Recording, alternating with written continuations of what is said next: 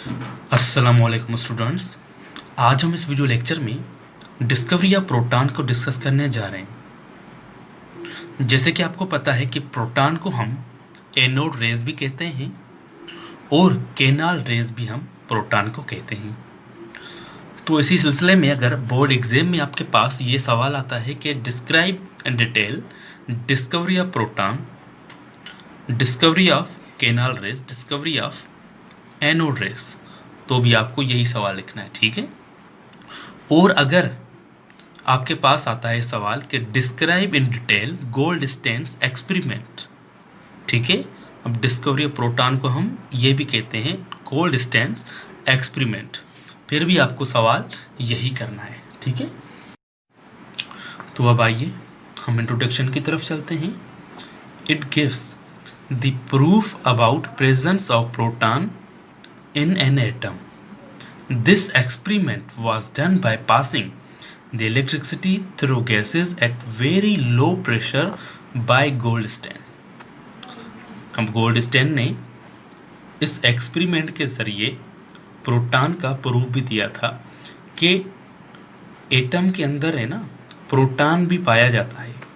जैसे कि जो थॉमसन ने इलेक्ट्रॉन की डिस्कवरी की थी, उसने कहा था कि एटम के अंदर इलेक्ट्रॉन है, तो गोल्डस्टेन ने कहा कि एटम के अंदर प्रोटॉन भी है।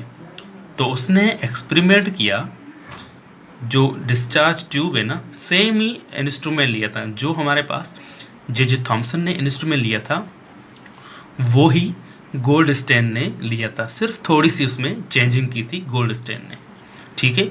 तो इस डिस्चार्ज ट्यूब में से इसने हाई वोल्टेज यानी कि हाई इलेक्ट्रिसिटी पास की थ्रू द गैसेस, वहाँ पे उसने प्रेशर बिल्कुल लो रखा था। अब हम एक्सपेरिमेंट की तरफ चलते हैं और ये देखते हैं कि गोल्डस्टेन ने इस एक्सपेरिमेंट को कैसे परफॉर्म किया था, जो कि प्रोटॉन डिस्कवर हुआ, और कौन सा इंस्ट्रूमेंट यूज़ किया था। तो आइए हम डिटेल में देखते हैं। Goldstein took a gas discharge tube containing anode and perforated cathode. Perforated cathode having holes in it.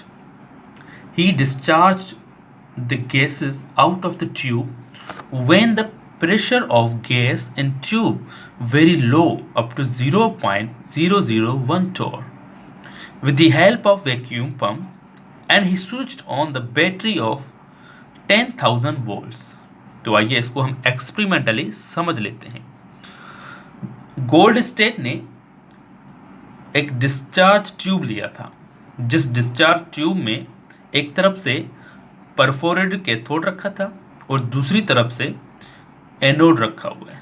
अब इसको हम परफोरेटेड कैथोड क्यों बोलते हैं? क्योंकि गोल्डस्टेन ने इस कैथोड के अंदर सोराख किए थे, इसलिए हम कहते हैं परफोरेटेड कैथोड। और इसमें हमारे पास वैक्यूम पंप भी है। वैक्यूम पंप का फंक्शन क्या है? गैसेस को बाहर निकालता है, ठीक है।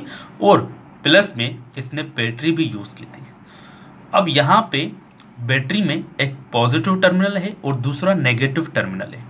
तो पॉजिटिव टर्मिनल कनेक्टेड किया हुआ है एनोड के साथ और negative terminal of battery connected किया हुआ है कैथोड से। अब ये जो हमारे पास ट्यूब है ना, उसको कोटेड किया हुआ है जिंक सल्फाइड से। अब क्यों किया गया है? क्योंकि जब इसके अंदर से रेज निकलेंगी तो वो ट्यूब से जब टकराएंगी तो हमें फ्लोरिसेंस प्रोड्यूस होगी, यानी कि चमक प्रोड्यूस होगी।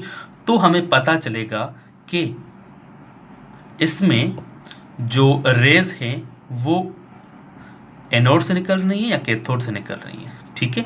ये उनका अंदाज़ा पता चलता है। तो अंदर ट्यूब के कुछ रेस हमारे पास नज़र आ रही थी, जो कि गोल्डस्टेन ने ऑब्जर्व की थी।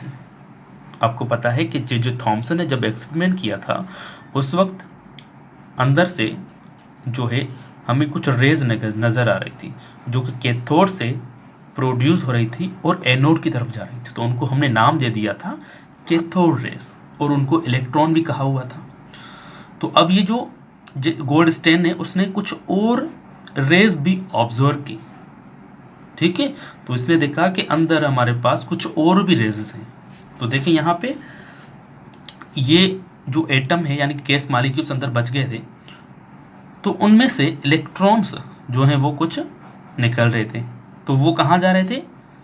एनोड की तरफ। कैथोड से निकले और एनोड की तरफ जा रहे थे। मगर ये जो रेज है ना वो एनोड की तरफ नहीं निकल रही थी, वो इन मॉलिक्यूल से निकल रही थी। जब इनके अंदर से इलेक्ट्रॉन निकल गए तो कुछ और भी चीज़ थी जो कि वो रेस के फॉर्म में बाहर निकल रही थी, ठीक है। नाम हम बाद में आपको बताएंगे। तो यहाँ पे लास्ट में जो चीज़ बची वो रेज निकली, वो रेज का जो डायरेक्शन था वो कैथोड की तरफ था, ठीक है। यहाँ पे ब्लू कलर में वो जो रेज जा रही है वो कैथोड की तरफ जा रही है। तो फिर क्या हुआ बाद में, ये जो परफोरेटेड कैथोड है इसमें सोराख किए हुए थे, तो इसमें से भी पास हो गए। तो गोल्डस्टेन ने ये अंदाज़ा लगा लिया कि इन रेस के पास जो चार्ज है ना वो पॉजिटिव है, यानी कि पॉजिटिव चार्ज अट्रैक्ट जो हो रही है वो नेगेटिव की तरफ हो रही है, ठीक है। तो इसने यहीं से अंदाज़ा लगाया। तो फिर क्या हुआ, इसने इनको नाम दे दिया, दीज आर एनोड रेस और कैनाल रेस, ठीक है। तो अगर आपके पास पेपर में आ जाए तो कैसे लिखेंगे, देखें। Observation, he observe that besides cathode rays electron some other rays are being produced and passing through the cathode when they strike with the wall of the tube they produce fluorescence.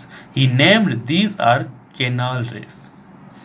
तो इसने जैसे हमारे पास कुछ और race cathode rays की तरह ही observe की, तो वो जो रेज हैं वो इन एटम से अंदर से निकली और इस परफोरेटेड कैथोड के सोराख से पास हो रही थी, ठीक है।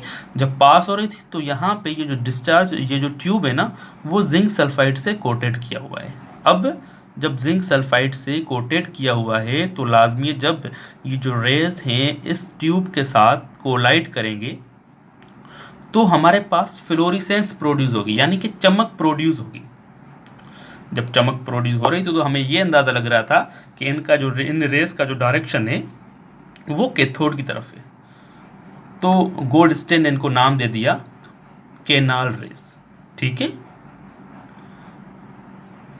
तो इंशाल्लाह नेक्स्ट वीडियो लेक्चर में हम जो कैरेक्टरिस्टिक्स होंगी प्रोटॉन की उनको डिस्कस करेंगे।